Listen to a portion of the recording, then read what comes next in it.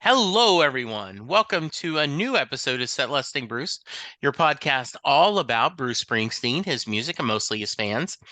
I am your host, Jesse Jackson. We are getting off the Bruce train, though he will come up. And we are talking to a kindred spirit. Gary and I, right before I hit record, talked about we both went to high school in the 70s. And so I think we're going to talk a lot about AM radio and how the diversity that was on that radio station that you listened to. But Gary Simmons, welcome to the podcast. Oh my goodness. Thanks so much for having me. Yeah, tell me a little about yourself. I guess I have to identify myself by my profession because that's what we do nowadays. But I spent several decades as a neurosurgeon and eventually ran a neurosurgery program at Virginia Tech. But I stepped away from the scalpel a couple of years ago and have been teaching undergrads and medical students a bunch about neuroscience and writing some books and trying to play my instruments as much as possible, but I seem to have less time than I predicted I would. I thought I'd be there on the guitar and banjo for 3 or 4 hours a day, and I'm happy if I get half an hour right now. I love that. So one of the things I remember, I had a guest who was a physicist and she helped design missiles that were and rockets that were going to space. And I said, when you say it's not rocket science, you actually can say you do that. And she says, not quite, but I guess the cliche, right? It's not brain surgery. Right, you can, I'm sure that joke has been made many times to you. Yeah, yeah, a lot of times. I always say I think we get a lot of credit for the organ. The organ is magical and amazing and all that stuff. And just because we're around it, it's assumed we know everything. But I would say far from it. Okay. All right. So, Gary, I love the diverse background. We're going to have a lot of fun talking about it, but I always like to start at the beginning. So tell me, where did you grow up and what kind of music was your family listening to when you were younger? Yeah, I love to say that I grew up in God's country, and that was New Jersey. And I did spend a couple of years in England as well when I was a kid. My mom's British. So music around me at the time was my parents were from the Depression and then from World War II. And so it was a lot of big band, a lot of Tommy Dorsey and that sort of thing, Begin the Begin and all those types of music. And then I think there was a lot of Broadway musicals around me too, Brigadoon, My Fair Lady, that sort of thing. And I find there's two kinds of guests, the people that, and this is a generalization, they embrace their parents' music and then expand their own horizon, or the people that push back, rebel against their parents' music. And then, as I often say, and then when they're 30, they go, wow, that Johnny Cash guy that dad liked, he's pretty good. If you had to go and are you in either category or somewhere in the middle? I would expect somewhere in the middle. I should have mentioned as well, I was around a fair amount of bagpipe music. Hey, My mom was Scottish and I'm probably one of the few people on earth in the or at least in the United States who actually enjoys bagpipe music. I fully intend to teach myself the bagpipes, so I have a set of pipes. And so that was there as well. And I've always actually enjoyed the big band stuff and Broadway musicals and stuff. So I've never been very exclusionary in music. I think it just always seems to grow. Anytime I hear something new that appeals to me, I have no problems adding that on. How about you? What did you grow up with? as I like to joke in the podcast, all homage to the Blues Brothers, my family listened to both kinds of music, country and Western. I've told this story so many times that my my regular listeners are finishing the story for me.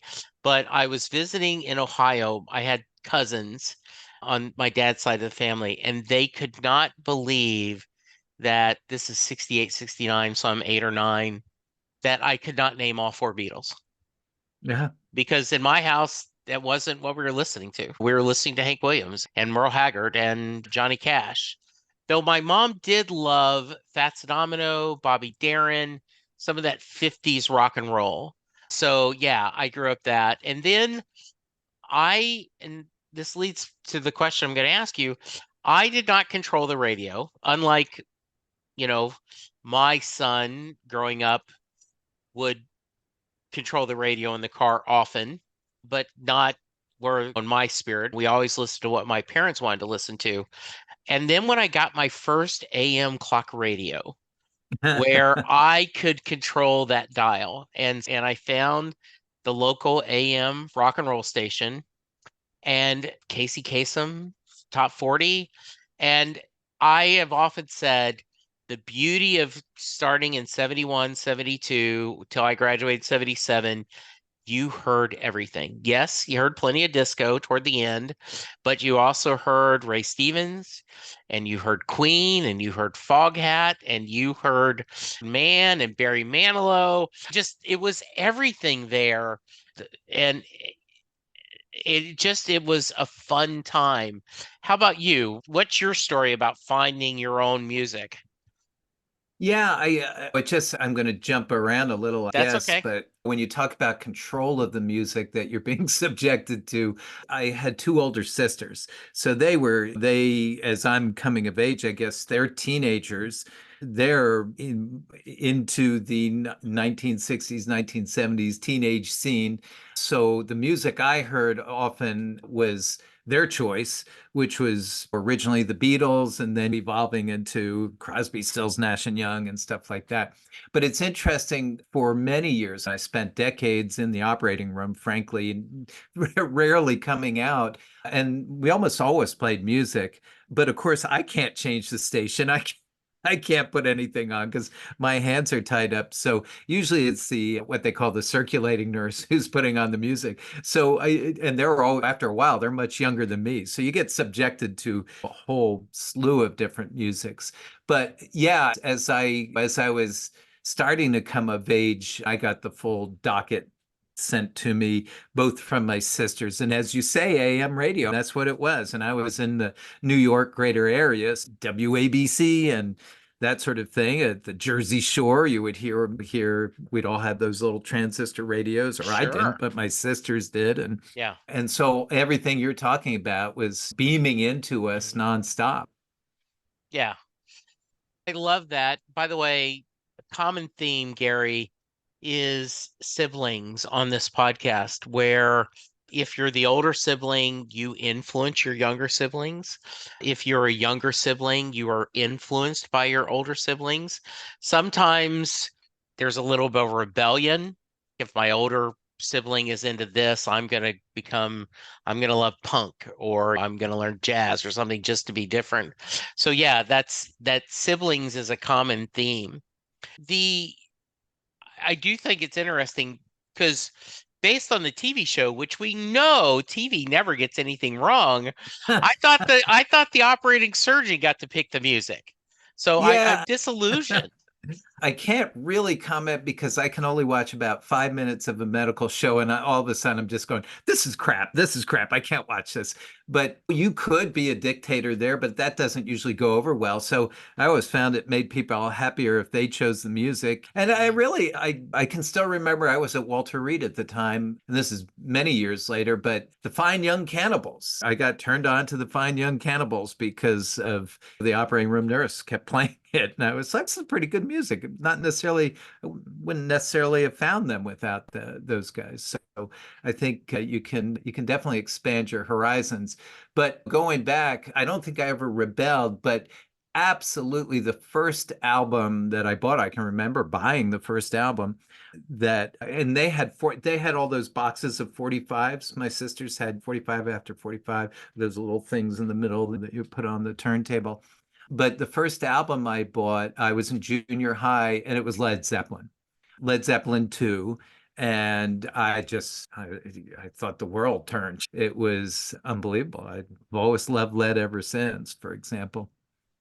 When one of my best friends is a guy named Ken, and he did two tours of the Navy in a submarine.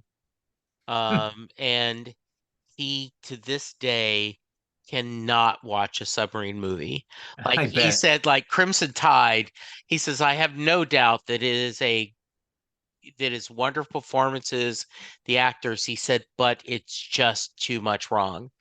I didn't understand that till there was a point in my life where I was working in a car auto insurance agency and I'm watching Fatal Attraction. And there is a scene where Anne Archer's car gets vandalized, right? And then later in the movie, she gets in a wreck. And I go, wow, their insurance is going to be canceled. That's two claims in less than 3 months. Yeah, it's funny, isn't it? My wife and I, we watch a lot of these detective series, Yeah, and I would imagine that a detective would turn that on and go, "Oh my God, turn that off right now." I went through a spell where I was listening to a lot of TV writers being interviewed. There was a couple of podcasts that were doing that. And there was a similar theme. If they were a sitcom writer, they would watch scripted dramas or reality like cooking shows. Because if they tried to watch a sitcom, they're breaking it apart. They can't turn off the brain. Same thing. Oh, interesting. If you were a scripted drama, he would love sitcoms, but you couldn't watch, even though he said no matter how good it is, I can't like why did they use to do an act break there? Why did you think to do that? I would have done this different. I don't know. I thought the music started a little early, right? They just you can't Mhm. turn that brain. So yeah, I can imagine that's would be very funny. Yeah, that makes a lot of sense. Makes a Yeah. lot of sense. Did you always know you wanted to go into medicine, Gary? Oh no, I was all over the place. Okay. Yeah, no, all over the place. I don't even, somebody asked me the other day how I ended up in it, and I'm still not sure, to be honest. It just seemed like at some point it happened. It was in the considerations, it was in the Yeah. list of things. But I went into college really actually thinking that I would go into the ministry. That was, I took a boatload of religion courses, but I always somewhere there, I guess I thought maybe medicine. So I took biochemistry and that sort of stuff. And then on the campus, different types of recruiters would come through. So for a while, I thought I'd go in the FBI, and then I thought I'd go into the Navy and be a pilot, and then I thought I might even go into the CIA. So I was all over the place. And then somehow one day I woke up and I'm going to medical school. So yeah, I wish I actually knew. Was faith always important to you? Yes and no. I went through various surges and highs and lows, you would say. The one thing that I'm afraid that doing so many religion courses did to me was it made me see all the fingerprints of human beings over all the religions, Yeah. where it felt like every great religion at some point or another falls prey to the jealousies, the avarice, the power hunger of human beings. And so that gets all mixed in. And so it was disillusioning to believe that I can push one religion or another or herald one religion or another. Mhm. And is that why that was what led you away from being like joining whatever, being a religious leader? Yeah, I guess again, I wish I could tell you what exactly. I just think at the time I was like a kid in a candy shop. There was just so many other potential things that Right. felt thrilling that I thought, geez, that would be cool. Oh, that would be cool. Yeah, that would be cool. And I think I just ended up in the place that came up on the dial last. I don't think it beat out everything or anything Hmm. else. I so I would be a rock star, by the way, if I had that choice, or a soccer superstar, but neither okay. came to fruition. Yes, I the closest I've been to a musician is doing the podcast. So I feel that. So you don't know necessarily why you started and chose that path, but was there a road to Damascus moment when you decided it's time for me to stop? Oh, yes and no. The more clear cut point in my life, truly a road to Damascus, kind of an epiphany type experience, was when I decided on neurosurgery. I was in my last month in medical school. I was going down a completely different specialty, and I saw my first brain operation, and I was like, "Oh my God, I have got to do that. That is by far the best thing I've ever seen, most amazing thing I've ever seen." And I had to jump ship. I had to find a way to get trained because it's a 7-year training program after medical school. So that I remember clearly. It was really the scales fell from my eyes, and it was stupid because I had no idea what I was getting myself into, and I was getting myself into a lot. But it's one of those things where I was like, I just can't even imagine doing anything else. However, about 30 years ago now, God, how time flies.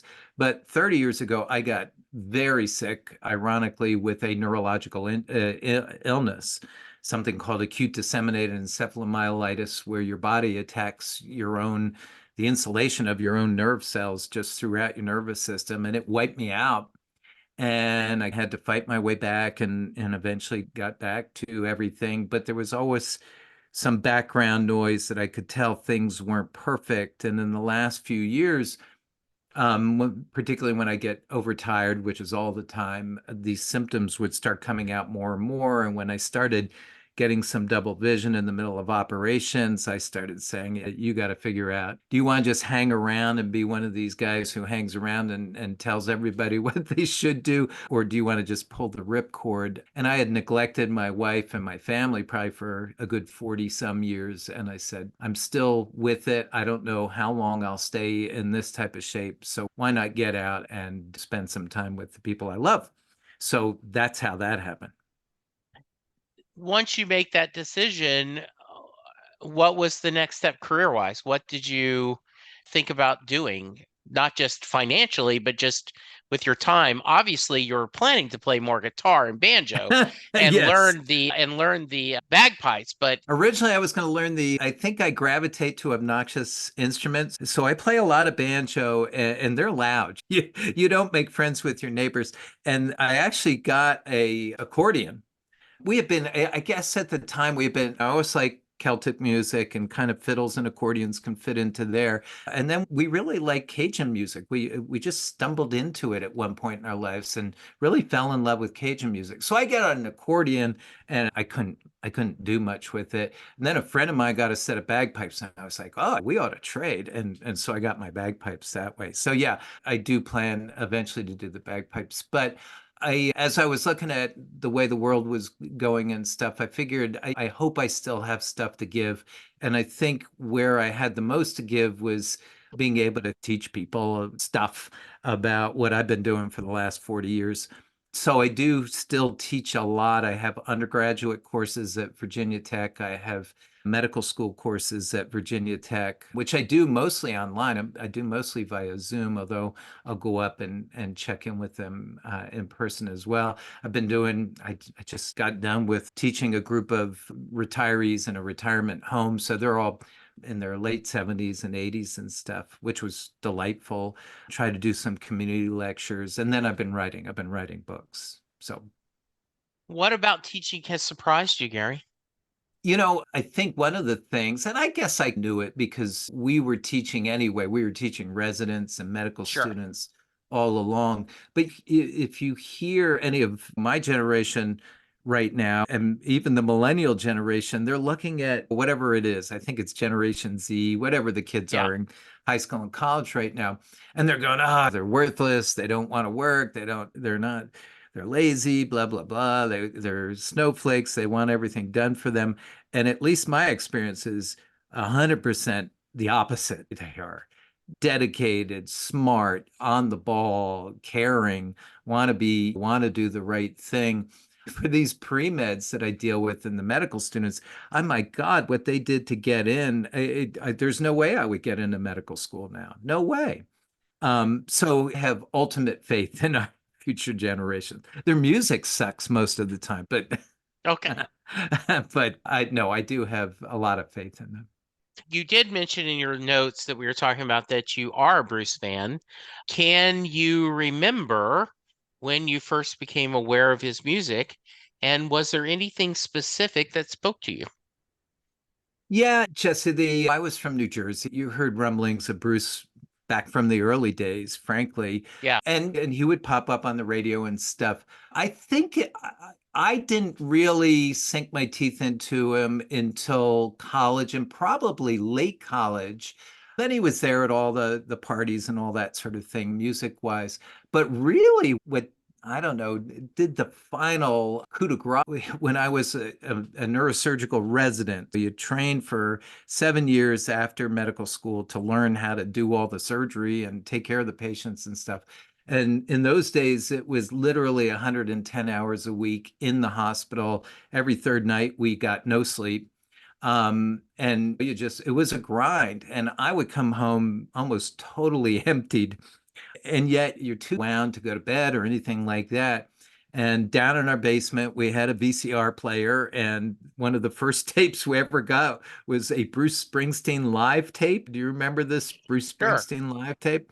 And it had the thing with, oh, what's her name? The Friend star was one Yeah, of those. Courtney Cox. Yeah, Courtney Cox, Dancing in yeah. the Dark. Yeah, Yeah, exactly. And I must have played that thing 1,000 times. And for whatever reason, it was a Zen type of experience. It just was soothing. It felt good. It was just after all the toil and all that. Neurosurgery is a rough world. There's nasty things going on all the time. For me, it was uplifting. And so that just got embedded into my soul. I always like to preface the amount of times you've seen Bruce perform live is not a fair barometer of how big of a fan you are. Have you been able to see him live? No, zero, partially just because of the nature of the business, Yeah, 110 hours a week. And it yeah, didn't get exactly. much better after that. It just wasn't easy. I went to medical school in New Jersey, so I guess there was some opportunity there. But and by then he was all over the place Yeah, anyway. So no, I would have liked to, but it just never happened. touring this year, and he's still doing about 3 hours. It's So, unbelievable. yeah, yeah, absolutely. Very nice. I'm going to go back to your childhood again. Were you a big reader growing up? I wish I could say I was. I am a painfully slow reader. I Okay. would expect as a kid there was probably some form of dyslexia there. I don't know, Yeah. but it was I still am a painfully slow reader. And I would leaf through the encyclopedia just out of interest. But God, most of my reading as a kid was predominantly comics, Peanuts, and stuff like that. And I guess I was surrounded by stories of ghosts. My mother was Scottish. Her mother lived with us. They both were firm believers in ghosts. So I think the only stuff I actually where I read books was ghost books, like Alfred Hitchcock and all that sort of thing. You were you a reader?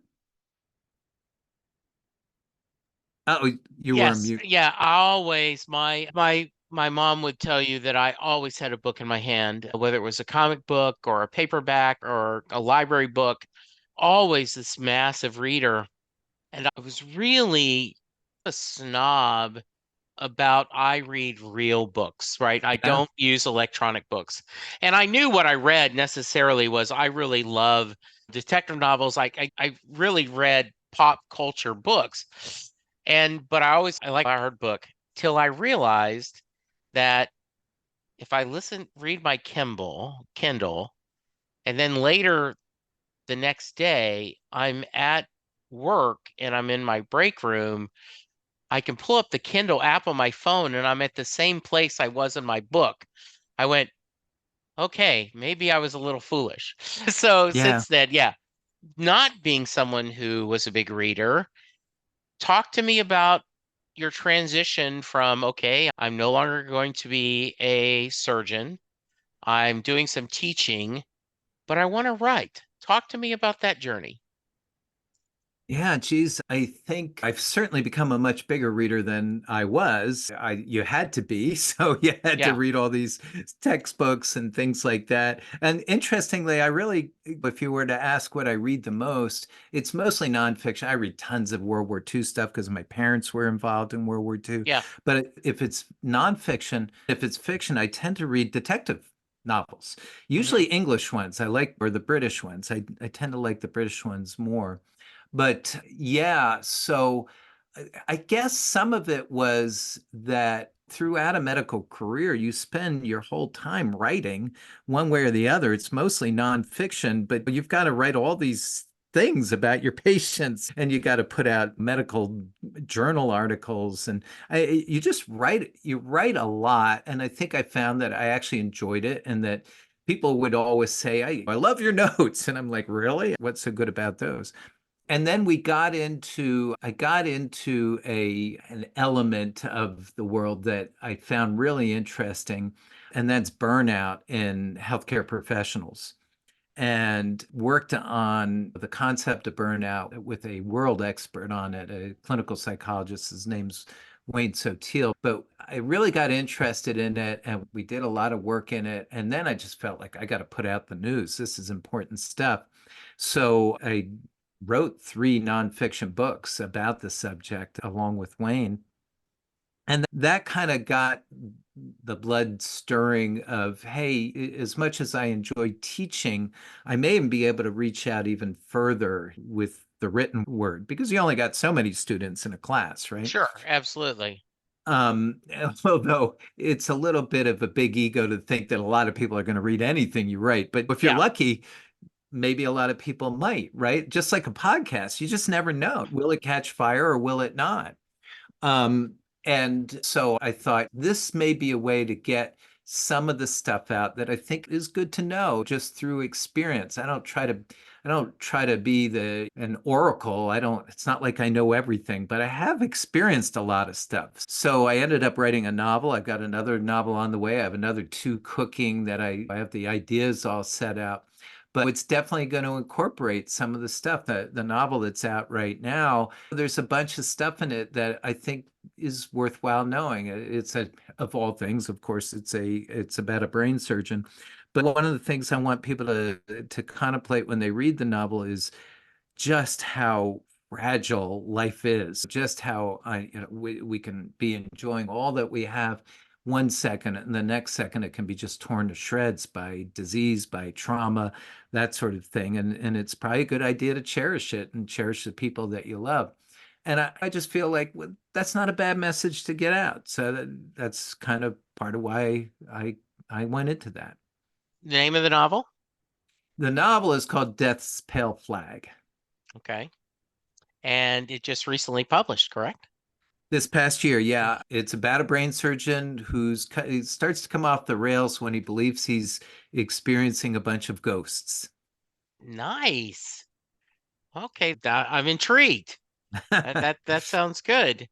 The what obviously writing nonfiction and writing fiction, I assume uses different muscles.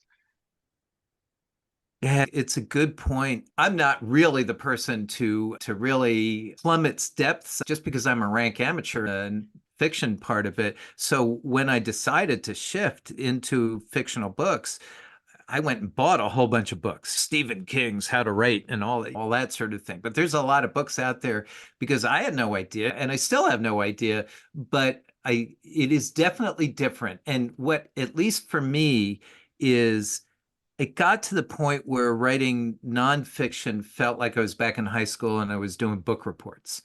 And Wow. Okay. I'm just like, oh man, this is just work. And some teacher's going to grade it or something.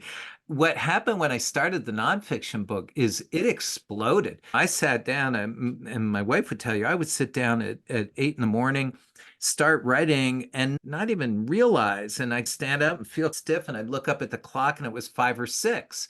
And I would gone an entire day writing. So for me, it certainly was this massive liberating experience because I didn't have to stay in the navigational beacons. I could go anywhere I want. People could do anything they wanted. You could just the stories exploded. So even like with this novel, when it was and when I first finished it, it was 2.5 times its current length. And I sent it out because I had no idea what I was doing. I sent it out to these people called developmental editors And they took a look and they said, "Is your name Stephen King?" And I said, "No." And they said, "Don't think anybody's ever going to pick this up with that many words." So I went through the painful but really interesting experience of slicing and dicing your book. But it's a thrill. So to your question, to me, it's a totally different experience, and it's thrilling and invigorating, and I can't get enough. It's like a drug. One of my favorite things, I'm a big J. Michael Straczynski fan, wrote Babylon 5 and other TV shows. He did a Be a Writer, Stay a Writer, I think is the name of it, but it's a book on writing. And he did one chapter about editing, Mhm. and he showed it unedited and then showed like how much he cut and everything to try to show that you're cutting this down to find that. I remember I've reading people like they'll do it's a 50-word story. It has to be 50 words, right? So for that discipline of I can't do 49, can't do 51, got to tell the story. So yeah, I think it would be fun. You remind me a little bit when my son was in Cub Scouts, then he started doing Boy Scouts. And after a while, he came back and says, "This feels like homework, Dad. This is not fun." I'm like, I'm going and I'm trying to earn merit badges. This just feels like more homework. I don't want to do this anymore. And I was like, okay, I get it. That, and I know there are people that adore writing nonfiction and they have a lot of fun with it. But I could see that we're like, okay, this is a little more, and you still can teach and tell themes in your fiction. Yeah, I fully concur with that. As a matter of fact, I began believing that you can do more in some ways with fiction because I think you can take somebody and put them right in where they are. Like one of my favorite novels of all time is The Caine Mutiny by Herman Wouk. And I don't know if you ever read it, but if you haven't, you should. It's like one Okay. of the best books ever written. And but in the middle of it, there's it's a small naval minesweeper in World War II in the middle of the Pacific Ocean. It gets caught in a typhoon. And I'm telling you, you're reading that and you're on the decks of the damn thing. You're feeling the deck throw you around and seeing these walls of water rise up and go down. And I realized with something like that yeah, you can make the point without just having to spell it out. You can put the person right there and have them experience it and make your points that way without just having to just A goes to B goes to Mhm. C goes to D. I've not read that book. I've read Winds of War and the Mhm. others by him. So I just went and threw it on my to buy list on the Kindle because that sounds a lot of fun. So you've talked about you got a couple other ideas in that are they're growing, right? They're still working through. What else are you thinking? What's next for you creatively besides learning the bagpipes, of course? A lot of it is the books. Yeah. I have a son who's a physical therapist and he runs a shop and he has a lot of retirees for patients and he says, "My God, Dad, the retirees are the busiest people I've ever known." And that certainly seems to be the case right now. It just the teaching stuff takes a huge amount of time. The writing takes a huge amount of time, and particularly when it gets to editors, a Yeah. lot of back and forth and stuff like that. So it definitely keeps me busy. Like I said, I neglected my wife and family for a good 40 years, so we try to be able to do things. We are big music fans, live music fans, and we live now just outside of Asheville, North Carolina. Okay. I don't know how well you know the area, but there is a fantastic music scene around here. So you go into almost any bar, almost any night of the week in various areas, and there are really good musicians plying their trade. And it's of all kinds. I like bluegrass already because of the banjo, though I play more Celtic than bluegrass.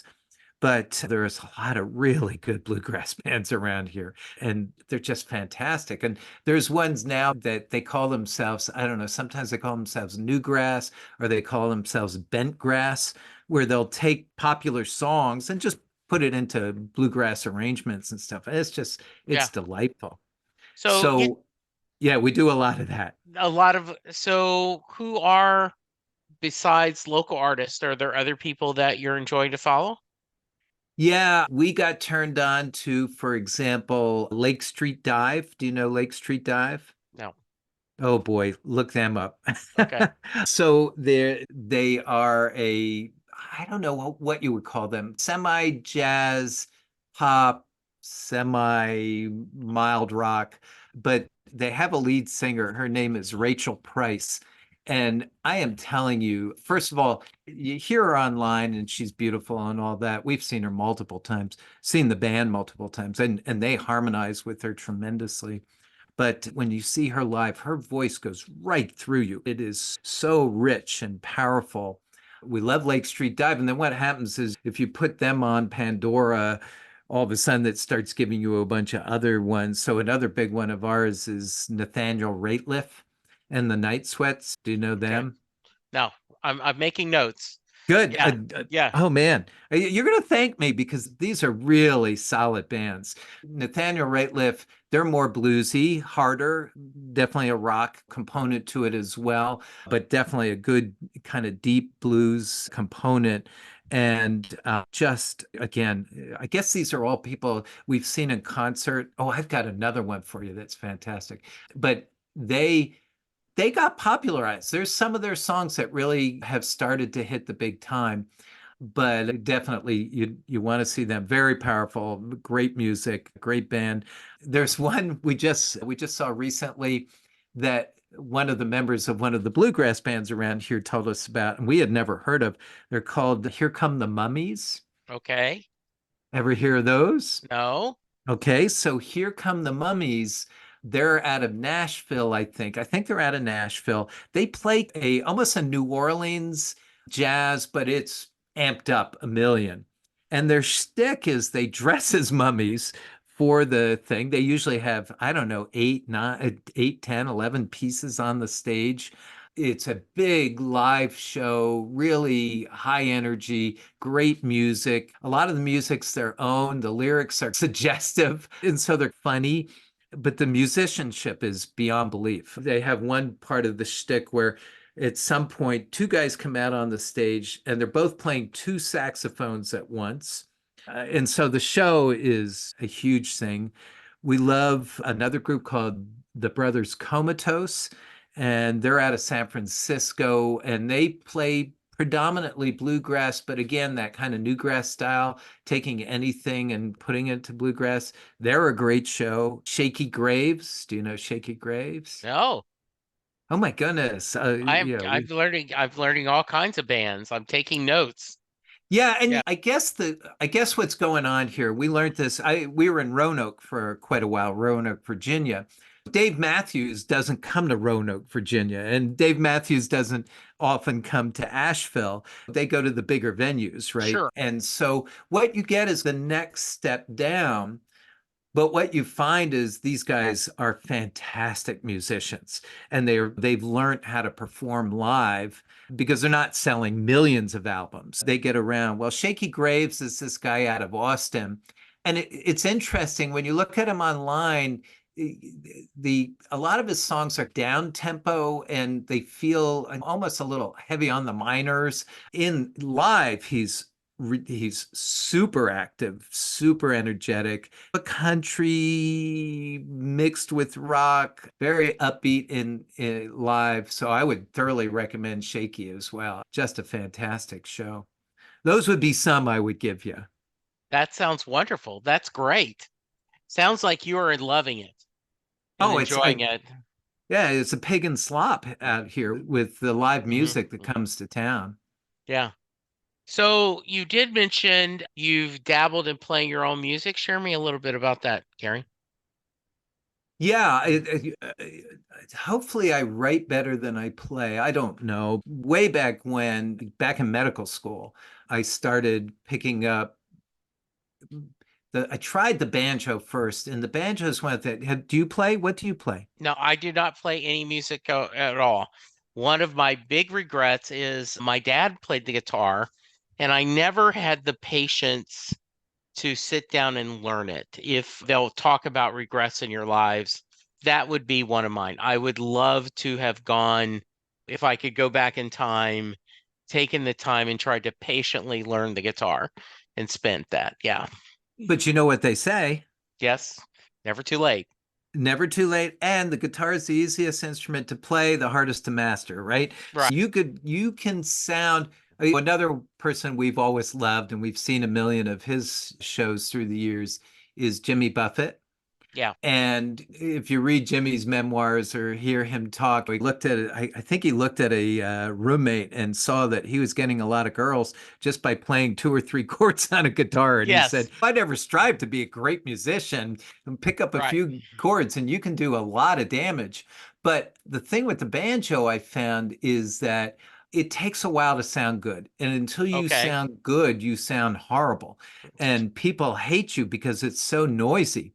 So I would pick it up and I would suck at it and I would pick it up and suck at it. And so it was very pockmarked. And then during residency, when I had no time and we had young kids, but there would be times where they'd be sitting in the bathtub or something, and I would just pick up a guitar and start messing with it. And then I was in the army originally as a doctor and then got out and went to a small town, big hospital, small town out in the middle of Pennsylvania called, it was Geisinger Clinic out there. But the small town, you had to make your own entertainment. And there was a group of us who played soccer together, and we started realizing that several of us played instruments. So we created a garage band, literally a garage band. And we would get together and play, and we were bad, but we had a fantastic time. And we also had a practice of in those days we would have some Jameson whiskey on hand, and if a song actually came off well, we would toast it and call it a keeper and down a shot. And you got better after a shot or two, and then you deteriorated rapidly after Yeah, that. that's right. Yes. Exactly. But we actually had a band, and after a while, sometimes we some songs would come off well. And one of the things I learned from that experience is I've been part of all sorts of different things, organizations, sports teams, just all sorts of different things through life. Nothing was more exciting and, I don't know, gave you more thrills than playing with a group of people and having a song actually go. Yeah. Really a major thrill. Yeah. So and when we left Geisinger, I've never had a band after that again. I miss that. But playing with other people is one of the great joys. Yeah. I absolutely, the closest I get, as I said, is podcasting. I really enjoy interviewing people.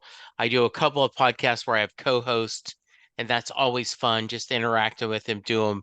In fact, that was one of my wife at first did not understand this podcasting thing. Like, why do you want to do this? And I said, and your story reminds me, her older brother said that if he could, he and his friends would go to a barn and play on Sundays just for themselves, Yeah. just for themselves. They wouldn't care about an audience. They just would do that for fun. And he says, if I could do that, I would do that on a regular basis. And when his high school buddies, they're all scattered, right? And I said, to me, whether I get 5 listeners or 500 listeners, the idea of just me talking to someone that has a totally different background than me and explain is enough for me. The actual experience. And when I get advice, when people ask me about podcasting, the 3 things I say is, one, make sure it's a topic that's broad enough that you don't run out of things to say. You Mhm. don't want to go 6 or 7 episodes and go, now what I talk about. 2, understand you're going to be bad when you start. So just start doing it, and always have 3 or 4 episodes in arrears that in case something happens, you can keep doing. And 3, make sure it's a subject that you will enjoy talking about, even if no one listens. And I Yeah. have a couple of podcasts where I meet with, I have 2 other friends that join me, and we get hardly any downloads. But we don't care because every weekend, the 3 of us sit together and we have a blast talking. And so that's its own joy. Yeah, and it's, I don't even know, people talk about flow or whatever, you being in a state of flow. Yeah. I think it very much it's when all of a sudden you start getting those warm tinglies and you're going, this is fun. This is Yeah, a lot of fun. You do a great job on the podcast. Ultimately, it comes down to, is it enjoyable? And if you're getting a lot out of it, I have to think if you're feeling it, then an audience will feel it too. And so I can see that 100%. absolutely. Gary, what have I not asked you that I should have? Yeah, this is a Bruce Springsteen deal, right? Yes, but yeah, we certainly can talk about some of your favorite Bruce songs. You've already talked about how Dancing in the Dark was something pretty special to you. Are there Springsteen songs that mean a lot to you? I know I'm supposed to at some point talk about or answer about Thunder Road, but Thunder Road's number one on any of my Springsteen lists. I just something about the imagery. And again, I grew up when he grew up pretty much. Yeah. And in Jersey and at the Jersey Shore, I would be down so I know what it's like to have the roof down or the windows open and the wind blowing back your hair. And the imagery is just so evocative. Talk about also that idea of putting somebody right there. I just thought the imagery of the book is of the song is so fantastic. So I've always loved Bruce. I play a lot of Bruce when I'm just playing on the guitar and try to sing it under my breath mostly. I guess it always still comes down to most of the songs that were on that video are the highest on my list Yeah. simply because they just got literally embedded into my soul. There was another one of Bruce though that I wish he had done a lot more. Maybe he did, I don't know. But I don't know. You remember, I think it was a Woody Guthrie honorary album that was put out, and he sang, Okay. I think, This Land Is My Land. Just like, yeah. Um, and it was great. I wish he would do more kind of that type of American, I don't know, Yeah. folk or whatever. So I don't know if you've seen, but a few years ago, more than that now, he did an album called the Seeger Sessions. And what he did is he got a group of musicians from different Americana bands and other stuff, and they did an album of nothing but songs that Pete Seeger had done, like Froggy Went a Courtin', Your Money Down, Shenandoah. So that's a fun album you might enjoy. Have you ever watched Bruce on Broadway on Netflix? I have. I've watched that. I've watched that Netflix piece, Yeah, which is great. I really enjoyed that for sure. yeah. Um, Besides Bruce, seeing you and really come out of a similar era, I wanted to know what of that era, the 70s, that really spoke to you. So I'm not ashamed to admit that I loved Barry Manilow's albums in the 70s and listened. I was a big Eagles fan. Fleetwood Mac a little, but if I had to choose, I would pick the Eagles. And then what really was odd, Gary, when I loved all the different Foreigner and when all these different ELO went through a stage where I loved Electric Orchestra. But I graduated high school in 77.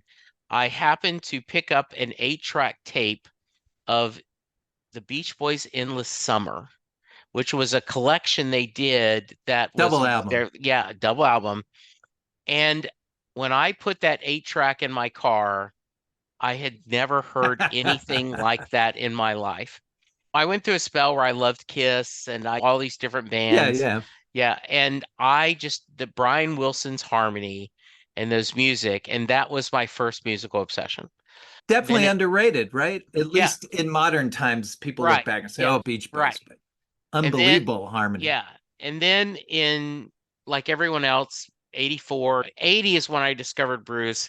84, like everyone else, bought Born in the USA, drifted away. And then after the 9/11, and he put out The Rising and he sang at that benefit concert, Yep, yep. that spoke me. And then I saw him live for the first time in 2002, and that made me this fanatic. And then my latest is I have a good friend who loved the Drive-By Truckers and Jason Isbell. And so Jason was coming he'd sold out in Dallas, but I could get a ticket in Austin. So I drove down to Austin, saw Jason Isbell for the first time. And so for 3 weeks before I saw him live, I did nothing but listen to Jason Isbell and had that same feeling I did about the Beach Boys and seeing Bruce Springsteen live. And that is my latest obsession. I just am just that Americana, his combination of rock and roll. I think his words are amazing. He's a very gifted songwriter. So that's kind of me. But the high school Jesse in 20, so I guess 21, um, Kiss came to Fort Worth, and for the first time in my life, there was 61-year-old Jesse watching Kiss on stage, and 16-year-old Jesse inside Sure. was ecstatic. Just ecstatic to see Gene Simmons and Ace Frehley and them just do, and they did every song I wanted to hear, and it was just a blast to have that. And in 21, I got to see the Eagles live for the first time. They were Wow. doing the Hotel California tour, and even without Glenn, it was just here to good to see them. How about Those you? are Is there great. some of those, are some of your high school, those things that you loved? Have you got to hear some of them live? Uh, to a certain degree, yeah. I think one of the things that you said though that really resonates, music is just so evocative. It can put Yeah, you back into another stage.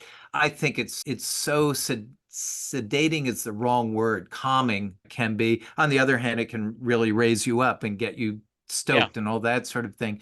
So it's so powerful. And actually, I bet there are some books out. If you ever want to read a good book that it intertwines my world and the musical world, there's a book called This Is Your Brain on Music. It's a little dated now. In other words, there's newer research out, but it's a yeah, good background. This is your brain on music, just taking after that old ad of this is your yeah. brain on drugs. But it gets into how many different parts of your brain gets activated when you're into music. But yeah, I've seen a bunch of concerts, usually not the big namers. I guess it just takes so much work to get to see the Right. big namers. The single best concert I ever saw, and then you're gonna have to tell me yours, but the single best concert I ever saw was in a smaller venue. It was in an acoustic hall rather than in a stadium or anything like that. It was Blood, Sweat, and Tears. Remember Blood, Sweat, and Tears, Sure. obviously. Yeah. And oh my God, was that a great concert? The music was, it was just beyond belief. And that was first year in college, I think. And I don't, it would not necessarily have been top on my list, but now is. I really thought they were fantastic. I don't know. There's just a whole, how, I was trying to come up.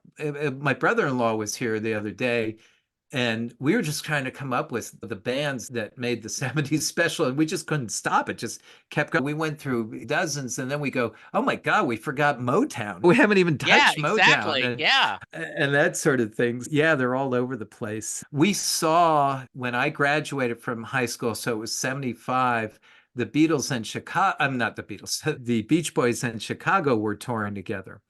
Yeah. And we did see him in Madison Square Garden. And again, Beach Boys are great. They're Yeah.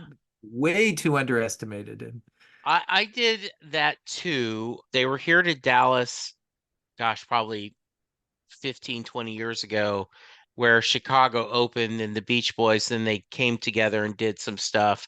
The This past summer, Brian Wilson was touring with Chicago and he opened, and then Chicago played, and that was a lot of fun. Similar to you, so Linda and I got married in 84. In 86, we moved to Dallas. The economy was just not, well, we were from a small town, Lake Charles, Louisiana. So we moved to Dallas for better economy. And around 87, 88, we discovered the local Dallas music scene. So we would go to these little clubs and hear Edie Brickell and the New Bohemians. There's a band that's still active called Brave Combo, which do rock and roll polka. haven't heard And that one. yeah, they're really good. And they actually can do traditional polka as well. And they've won a Grammy for best polka album. A singer-songwriter named Sarah Hickman who ended up being with Elektra, got released, and has had a career of doing a lot of really beautiful music. And then, so other local bands. And we would joke that when Billy Joel came to town, he doesn't, after the show, come up and go, Gary, good to see you again.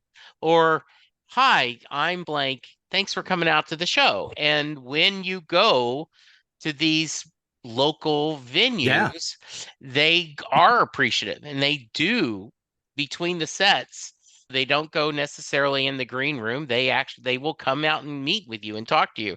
And so I certainly don't think you become friends, but they recognize that, oh, it's Jesse and Linda. They come and see us all the time. Hey, what are you going to do? And I just think that is, and now I'm preaching to the choir, but listeners, if you can find that local music and support those young bands, one, it's going to be cheaper. Two, you're going to have a lot of fun. And also there's that connection to the band. So I absolutely agree. So you were going to ask me, I saw America right at America was a trilogy, three people, and then they lost one of them and they did an album called Silent Letter because America, all their albums always started with A's. And this was the first album with just a duo.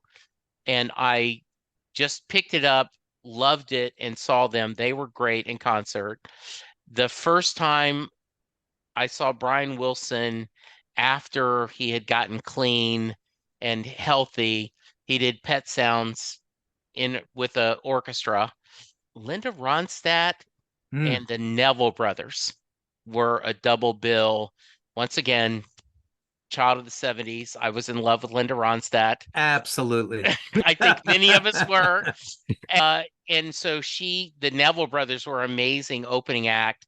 Then she came out, and then Aaron came out. That was when they had done some songs together, Yeah. and they were do that. So that was great. Nice So, documentary on Linda Ronstadt out there as oh, well right now. that was such well done. Yeah. Yeah. Speaking of, have you gotten to see the Netflix Greatest Night in Pop?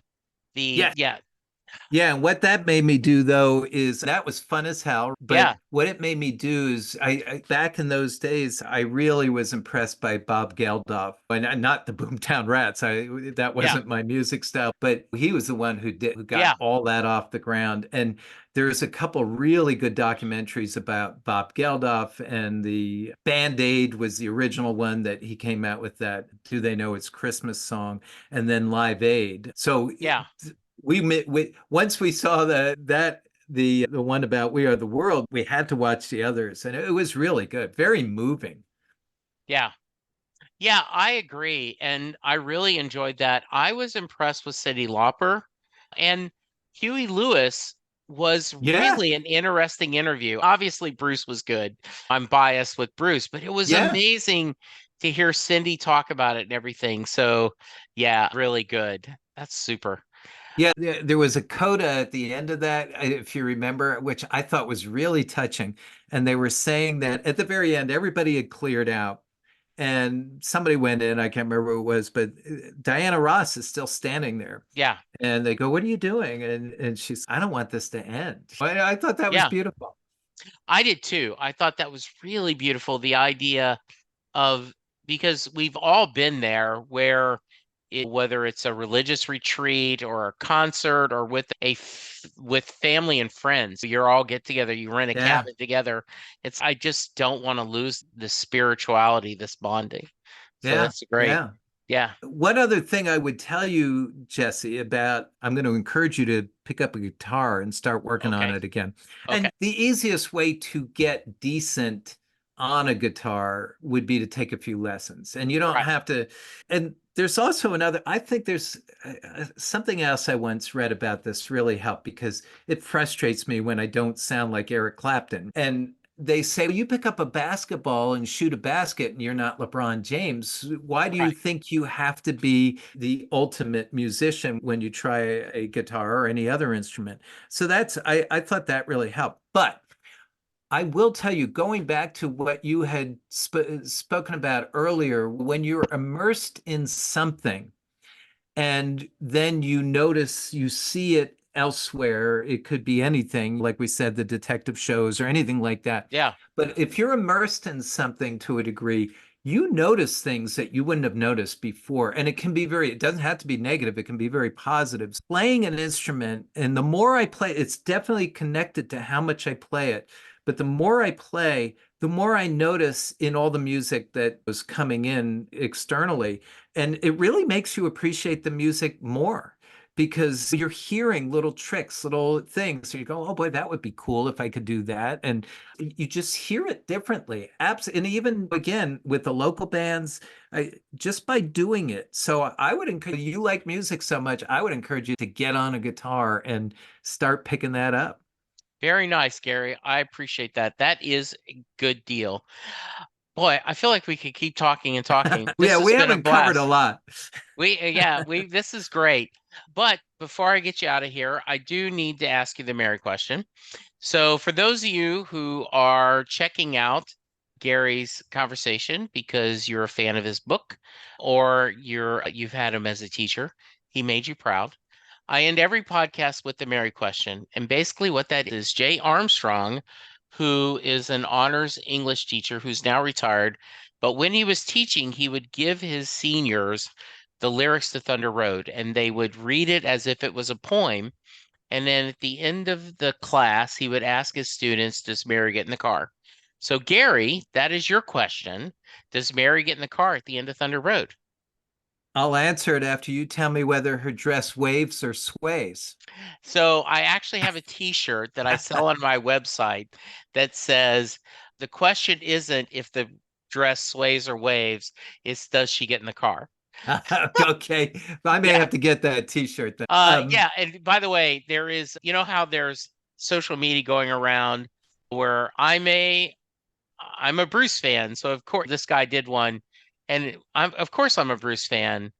We agree in almost everything except one word, and he's staring at. So I thought that was really well done. Yes, and um, passionate. People are passionate about whether it sways or waves. There is not this, I don't care. No, they are like it is. So it is very funny. So That is funny. To answer your question, A, I am a hopeless romantic. So I believe in love. I believe in human connection and all that. I'm also an optimist and I love happy endings, even if I don't mind a lot of strife in between, but I like it to come to a happy ending. And I'm like, how in the world would she turn down Bruce? So there's no question in my mind. She climbs in the car. No, no question. absolutely, I love that. That is great. All right, listeners, it is Death's Pale Flag.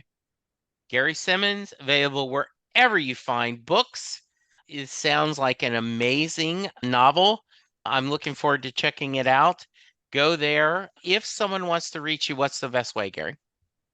I do have a website. It's just my name. So it's Gary R. Simmons. Simmons is spelled like Simons. So it's Simonds. So it's just Gary R. Simons, if you will, .com. And All right. it's real easy.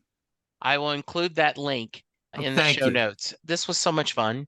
Thank you so much. I appreciate your time. I appreciate you sharing all the stories. It was a great conversation. Listeners, go to the website, check out the book, let them know you heard about him on Set Listing Bruce. But for now, be safe, be kind, and we'll talk to you soon. Goodbye.